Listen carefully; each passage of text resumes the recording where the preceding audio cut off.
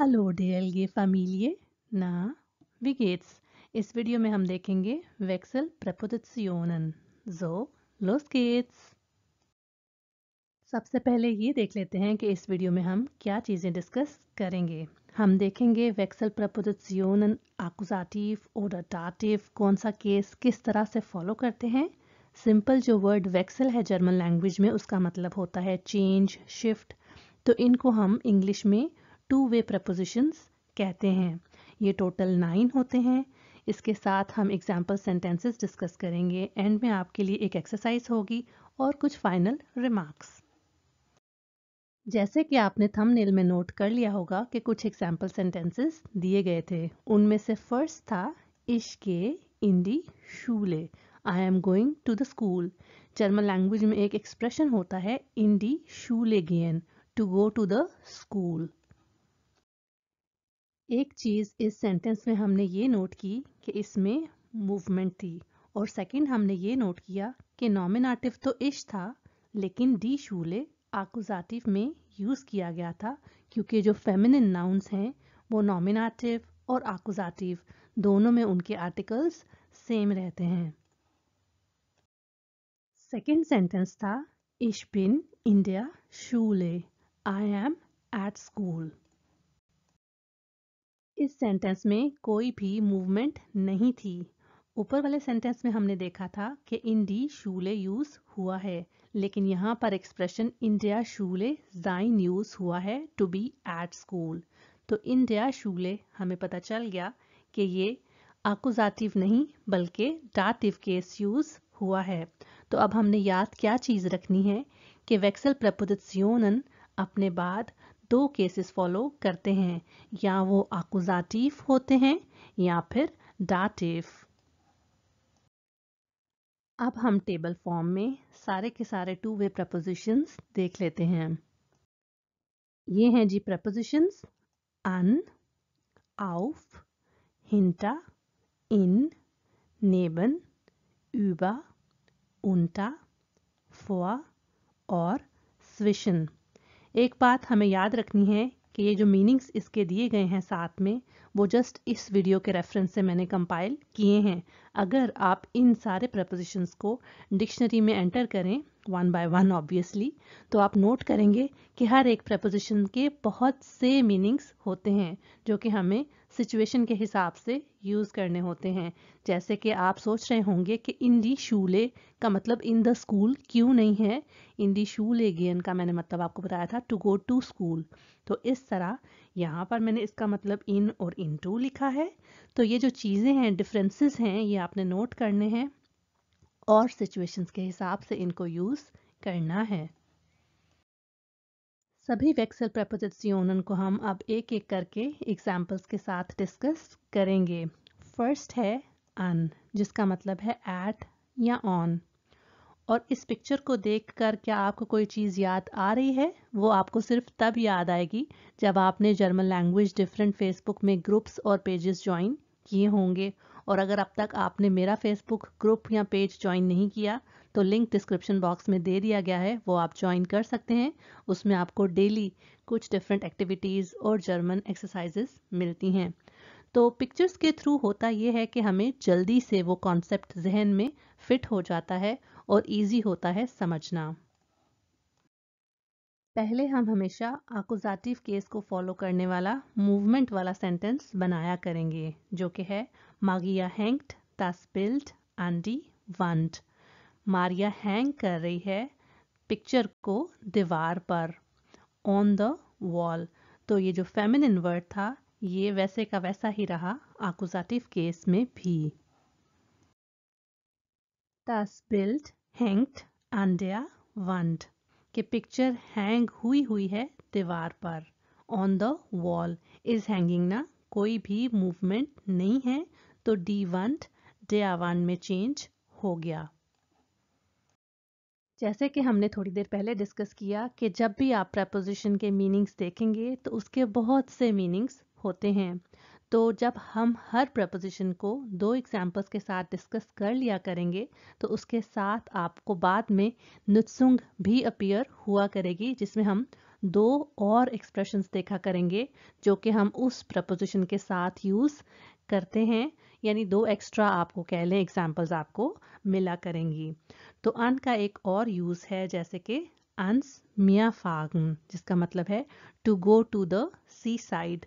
अब आप नोट कर रहे होंगे कि ये अंस क्या है। तो अंस जो है वो अन दस का शॉर्ट वर्जन है। जर्मन लैंग्वेज में जो वेक्सल प्रपोजिशनन होते हैं वो आर्टिकल्स के साथ मिलकर शॉर्ट वर्जन्स भी बनाते हैं। जिस तरह के इसका एक और शॉर्ट वर्जन है जिसका मतलब होता है अन डेम। तो स्ट्रैंड लीगन, इसका मतलब है to lie at the beach. तो इसको एग्जाम्पल्स में आप किस तरह से यूज कर सकते हैं। zum Beispiel ich liege am Strand, कि I am lying on the beach. तो आपने नोट किया कि इसमें मूवमेंट नहीं थी और इसमें थी, तो इसलिए यहाँ पर अंस आया और यहाँ पर सेकंड प्रपोजिशन है auf, जिसके मीनिंग्स ये हो सकते हैं upon, on, on top of. इसकी एग्जाम्पल्स देख लेते हैं। Sie setzt sich auf den Stuhl. sich setzen होता है तशरीफ रखना, मूवमेंट करके बैठना, तो वो बैठ रही है चेयर पर। तो der Stuhl नॉमिनेटिव में था, ये चेंज हो गया den Stuhl में आकुजाटिव केस को शो करने के लिए, क्योंकि यहाँ पर मूवमेंट हो रही थी। Sie sitzt jetzt auf dem Stuhl. वो अभी बैठी हुई है चेयर पर। तो यहाँ पर आप देखें कि sitzen यूज हुआ है, तो कोई भी मूवमेंट नहीं है कि वो ऑलरेडी बैठी हुई है, इसलिए der Stuhl dem Stuhl में चेंज हो गया। auf की दो और एग्जाम्पल्स हैं। sich aufs Bett legen. sich legen होता है टू ले वन सेल्फ। तो aufs यहाँ पर आपने नोट किया auf das का शॉर्ट फॉर्म यूज हुआ है, तो खुद को बेड पर लटाना। ये मूवमेंट थी तो इसलिए यहाँ पर aufs यूज हुआ है। सेकंड है जी auf dem Land wohnen, to live in the, कह लें आप विलेज या कंट्री साइड। तो गांव में रहने को हम जर्मन लैंग्वेज में auf dem Land wohnen कहते हैं। इसकी एग्जाम्पल ऐसे होगी ich wohne auf dem Land। अगर आप सिटी में रहते हैं तो उसको क्या कहेंगे, मुझसे ज़रूर शेयर कीजिएगा कमेंट सेक्शन में। थर्ड है हिंटा, जिसका मतलब है behind, at the back of, और इसको याद रखना और समझना बहुत ही इजी होता है। एग्जाम्पल है Sie bringt das Fahrrad hinter den Baum. वो ला रही है साइकिल को दरख्त के पीछे। तो der Baum चेंज हो गया den Baum में, और ये मूवमेंट थी तो इसलिए फिर हिंटर ने अपने बाद आकुजाटिव केस फॉलो किया। Das Fahrrad steht jetzt hinter dem Baum. इसमें कोई भी मूवमेंट नहीं है और साइकिल अब खड़ी है दरख्त के पीछे, तो इसलिए जो कि हमने आकुजाटिव में den Baum से उसको यूज किया था वो चेंज हो गया dem Baum में। तो अब हिंटा के बाद दाटिव केस यूज हुआ है। hinter dem Dorf, behind the village। और नेक्स्ट एग्जाम्पल है जो कि बहुत इंटरेस्टिंग है, hinter dem Rücken, behind back। अब आप सोचेंगे कि behind back ज़रूरी नहीं कि कोई ऑब्जेक्ट हो, तो behind back जब हम उर्दू हिंदी में नहीं कहते पीठ पीछे, तो पीठ पीछे किसी के कोई बात करना या उसकी तारीफ करना, तो उसको जर्मन लैंग्वेज में भी hinter dem Rücken ही कहते हैं। इन का मतलब इन या इनटू है, और इस तरह से आप इसको समझ सकते हैं कि इन समथिंग ना। Sie legt das Brot in den Korb. वो रख रही है ब्रेड को बास्केट में। तो यहाँ पर मूवमेंट हो रही थी इसलिए der Korb den Korb में चेंज हो गया। Das Brot liegt im Korb. Bread पड़ी हुई है बास्केट में, यहाँ पर कोई मूवमेंट नहीं थी इसलिए der Korb को हमने dem Korb में चेंज कर दिया।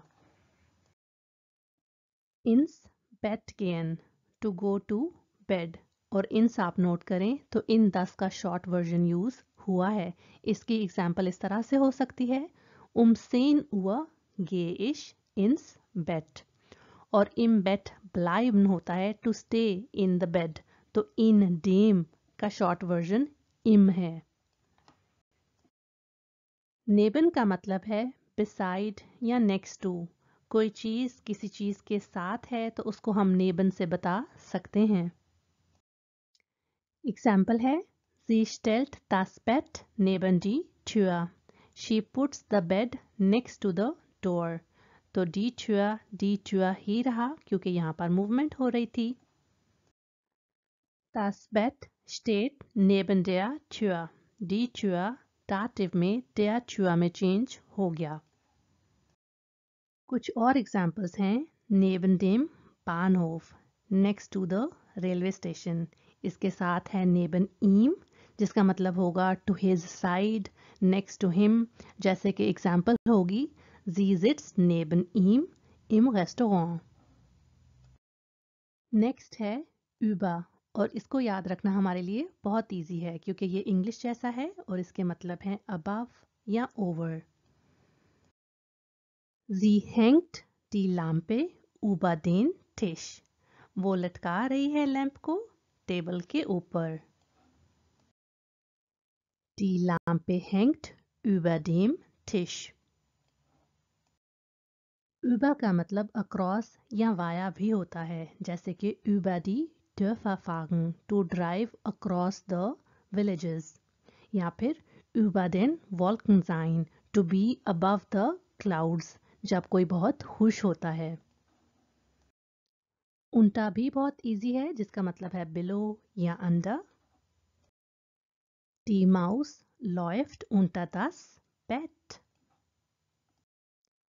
Die Maus sitzt unter dem Bett। Unter das Messer kommen, to come under the knife। बिल्कुल इंग्लिश वाला फ्रेज है ये। इसको हम तब यूज़ करते हैं जब हमने ऑपरेशन की बात करनी हो कि किसी का ऑपरेशन होने वाला है या हुआ है, तब इसको यूज़ किया जाता है।